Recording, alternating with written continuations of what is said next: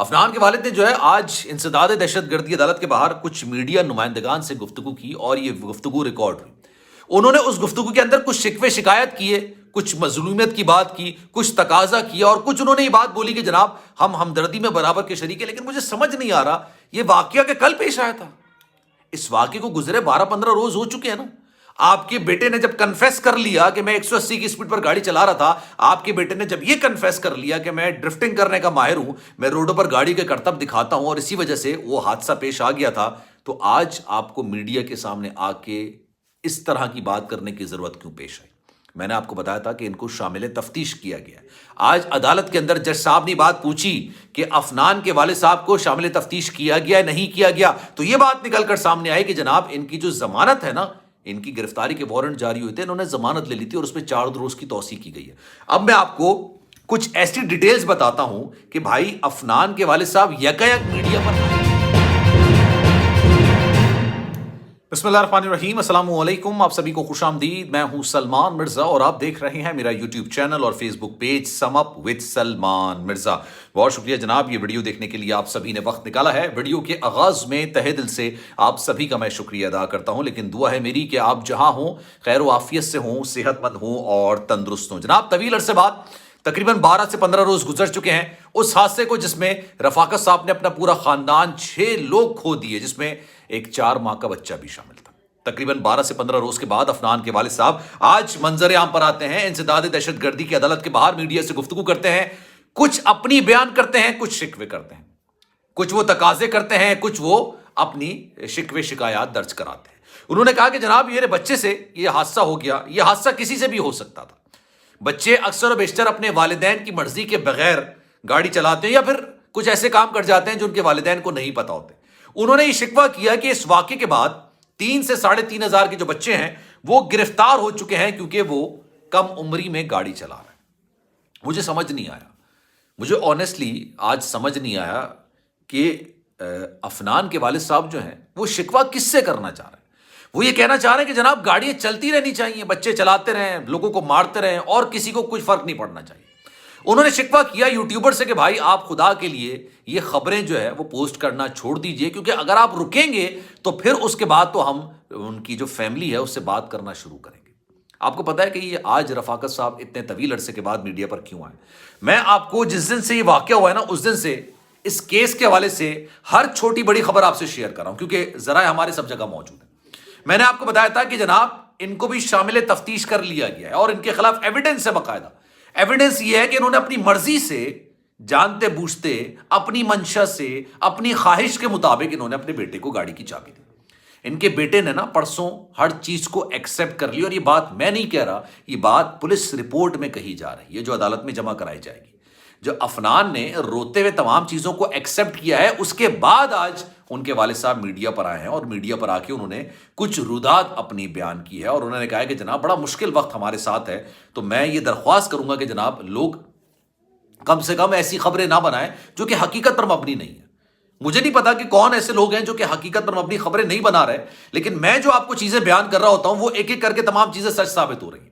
میں نے آپ کو بتایا تھا کہ جناب یہ افنان جو گاڑی چلا رہا تھا وہ 170-180 کی سپیڈ پہ تھا, اور یہ بات میں نہیں کہہ رہا, پولیس رپورٹ میں اس نے خود ایکسیپٹ کر لیا ہے کہ ہاں میں 170-180 کی سپیڈ پر گاڑی چلا رہا تھا. تو جھوٹی خبر کیا ہوئی؟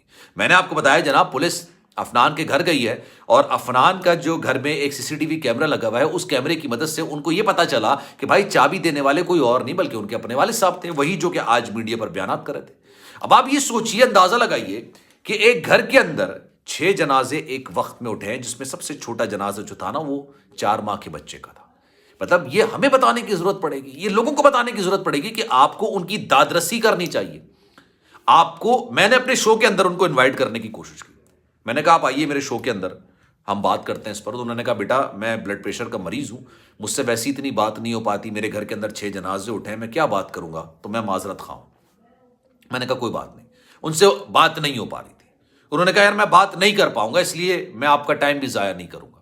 مجھے ایک بات کا جواب دیں یار, آپ کم سے کم اس کے کندھے پہ ہاتھ تو رکھتے. آپ یہ 12-14 دن کہاں غائب تھے؟ مجھے یہ سمجھ نہیں آیا. جب آپ کے لیے چیزیں نکل کر سامنے آنے لگی ہیں, آپ کے بارے میں چیزیں باہر آنے لگی ہیں, تب آپ نے میڈیا کو راکب بیان دینا شروع کر دیا. ابھی بھی آپ یہ بات کہہ رہے ہیں کہ ہم نے کسی قسم کی کوئی نیگوسیشن نہیں کی، کوئی آفر نہیں کی ہے، لیکن ہاں ہم بات کرنا چاہتے ہیں، متاثرین سے بات کرنا چاہتے ہیں۔ میرا سوال یہ ہے کہ بات آپ کریں گے تو کریں گے کیا؟ اب کیا بات کریں گے؟ میں آپ کے سامنے یہ سوال رکھتا ہوں اور میں چاہوں گا کہ آپ سب کامنٹ سیکشن میں یا انسٹاگرام پر مجھ سے رابطہ کر کے جواب ضرور دیجیے گا کہ بات کیا کی جائے گی۔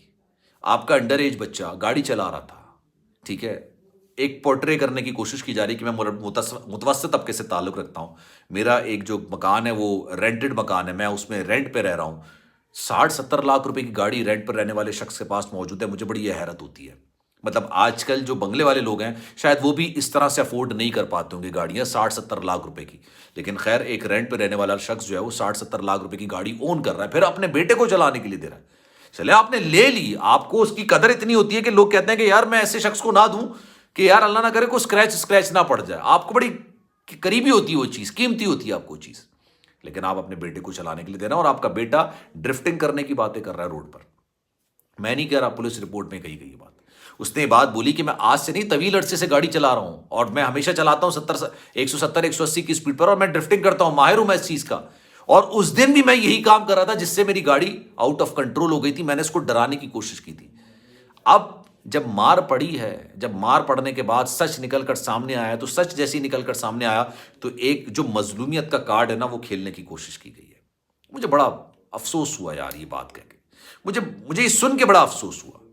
وہ یہ بات کہتے نا کہ یار میرے بچے کے ساتھ حادثہ، میرے بچے کے ہاتھ سے حادثہ ہوا، اس حادثے کے نتیجے میں 6 افراد گئے ہیں، میں ان 6 لوگوں کو واپس نہیں لا سکتا، لیکن میں اس درد کو شریک کرنے کے لیے حاضر ہوں۔ میرا بچہ قانون کو فیس کرنے کے لیے حاضر ہے۔ انہوں نے کہا ہم نے اپنے آپ کو قانون کے حوالے کیا ہے۔ یار آپ مجھے ایک بات کا جواب دیجئے، ابراہیم اور پیچھے جو 2 لڑکے بیٹھے تھے یہ اسی وقت پولیس نے حراست میں لے لیے تھے؟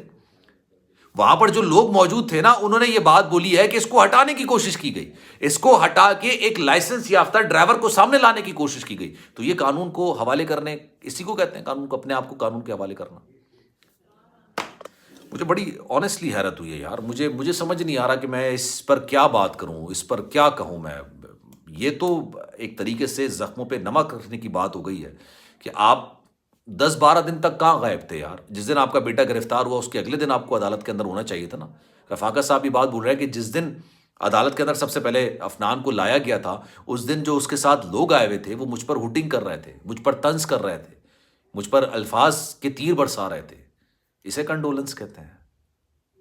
فیصلہ آپ کیجئے گا جناب۔ سلمان مرزا کو دیجیے اجازت، زندگی رہی، صحت رہی، آپ کی دعائیں رہیں تو انشاءاللہ آپ سے پھر ملاقات ہوگی۔ جانے سے پہلے گزارش ہے اگر آپ نے چینل سبسکرائب نہیں کیا سلمان مرزا آفیشیل، میرے یوٹیوب چینل کو سبسکرائب ضرور کریں، بیل آئیکن ضرور دبائیں۔ اگر کوئی بات کہنا چاہیں تو انسٹاگرام پر مجھے رابطہ کر کے آپ کو بھی میسج کر سکتے ہیں، جو بھی آپ کا میسج ہوگا میری کوشش ہوگی کہ آپ کے میسج کا رپلائی میں ضرور کروں۔ خیال رکھیے گا اپنا، اللہ حافظ۔